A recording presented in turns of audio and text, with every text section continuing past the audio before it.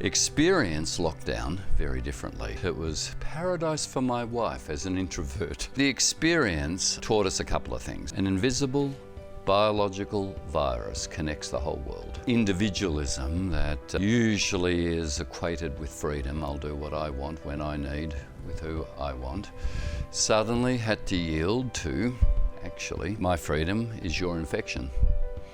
And as an older person, I was very grateful that younger people who weren't affected by it nearly as much actually showed remarkable restraint. I really pay them tribute. They sacrificed their freedom for some of us. The second thing, we are interdependent. We're equally vulnerable. We are in community. It really underscored. Many of us discovered our neighbours, discovered needs in the street and delivered casseroles and started connecting. I am in a local community. Most humans have empathy. And I think that is one of the most profound things about being human. Saying, what can I do to alleviate that predicament for that person that I empathise with? When we set happiness as our first duty, my happiness, we rarely find it. If we actually have happiness as a byproduct and my first duty is to love, it is to serve, it is to think of others, almost invariably we discover happiness.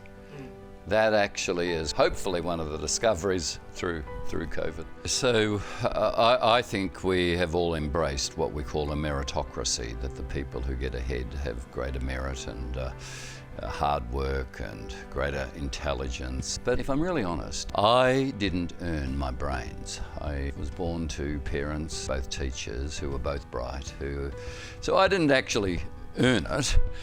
What I've done with it, the meritocracy often has the downside of people saying, what I've achieved, I'm entitled to, and I'm smarter, I'm better.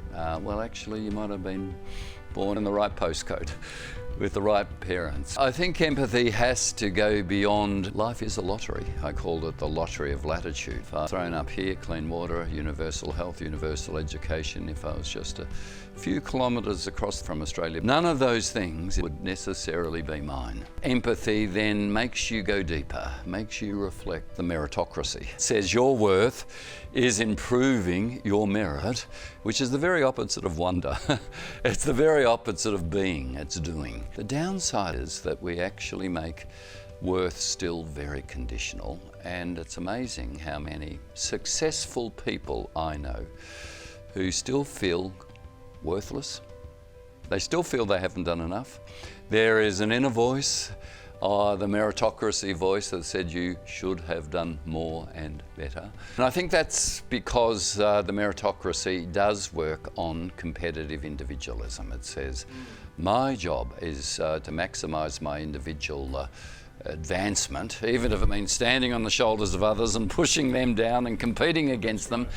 Whereas the communal view, which I'm saying invisible biological virus has taught us, is actually we belong in community. We're all frail humans trying to get by. Therefore, rather than entitlement and success, we've got to go deeper. Agency is the opposite of victimhood. Agency is saying, whatever cards I was dealt, I'm not going to claim victimhood.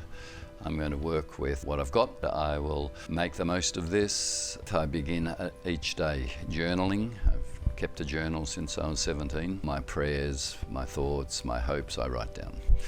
I pray and meditate. The second discipline is I meet regularly with a group of guys who can smell my BS a mile off, who can tell me when I'm having a lend of myself, who ground me and talk honestly. That has been a very important discipline. The most profound thing you can do is reflect on what is the story that you indwell. People choose the facts they believe in, the evidence they think is persuasive, by virtue of the story that they've already bought into.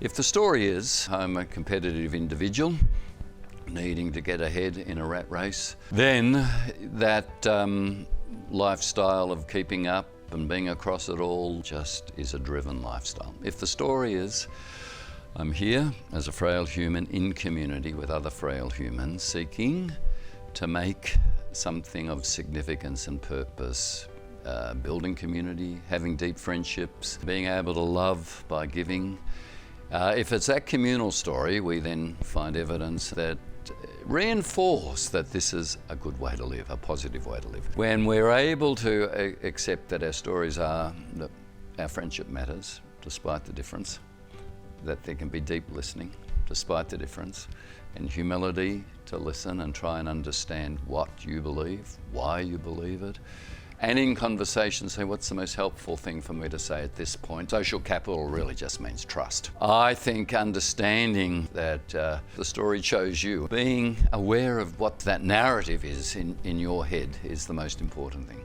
My story is, I actually believe we're in a pandemic. I had hope that the world scientists would collaborate and they would come up with a vaccine. And when they did, I had great joy. And I trusted what they were doing. More education around facts doesn't change the story. You've actually got to go to the story. Why do you believe that story and where did that come from? Let's talk about the story of why we believe, where we've planted our feet, whether it's solid ground on which we've planted our feet. My parents, both teachers, family meals were always open to lots of people. My mum would have great food for them, welcome them. You know, at the end of the day, I think I observed that humans just want to know that they matter.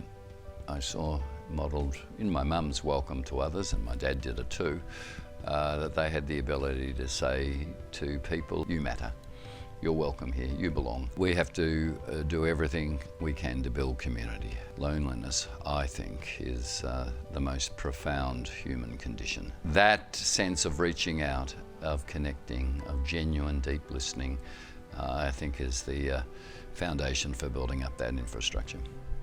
We're big enough to actually hear the story of others. But I am encouraged that certainly the next generations younger than me are serious about hearing those stories.